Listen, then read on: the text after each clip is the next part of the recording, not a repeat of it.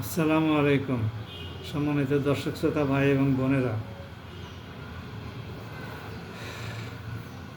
আল্লাহর নবীর একটি হাদিস আপনাদের খেদমতে আমি পেশ করছি।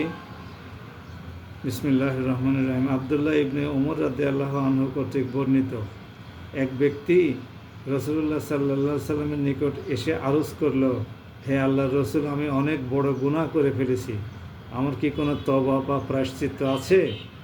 তিনি জিজ্ঞাসা করলেন, তোমার মা বাপ আছে কি? লোকটি বলল, জি না। তিনি আবার জিজ্ঞেস করলেন, তাহলে তোমার খালা আছে কি? লোকটি বলল, জি হ্যাঁ।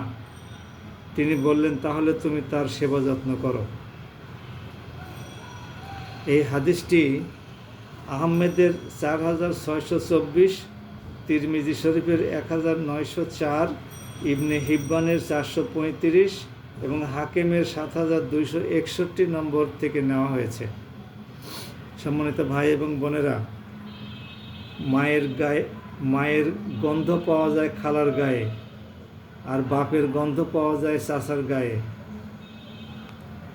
সুতরাং আসুন, আমাদের যাদের পিতা মাতা কেউ নাই, তারা যথাক্রমে চাচার এবং খালার সেবা যত্ন করি, তাদের খোঁজ খবর নেই, তাদেরকে ছোটোখাটো উপহার দেই, তাদের কাছে বসি মিষ্টি কথা বলি, অল্প বিস্তর যাই হয়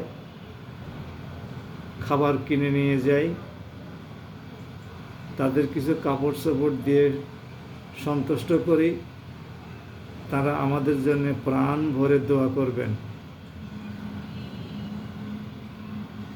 আমাদের যাদের পিতামাতা আছে তাদের খেদমত করি, তাদের সাথে মিষ্টি ভাষায় কথা বলি, তাদের সম্ভব মতো যতটুকু পারা যায় আমরা উপহার পাঠাই, টাকা পয়সা তাদের হাতে তুলে দিই, যাতে করে তারা আমাদের যে কষ্ট করে মানুষ করেছেন সেই কষ্টের সুফল কিছুটা হলেও ভোগ করতে পারেন।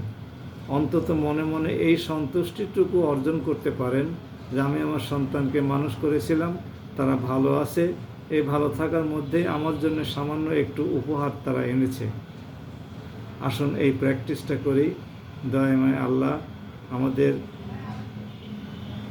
পিতৃমাতৃহীন,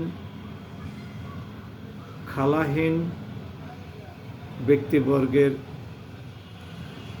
এই যে সুযোগ থেকে বঞ্চিত করেছেন,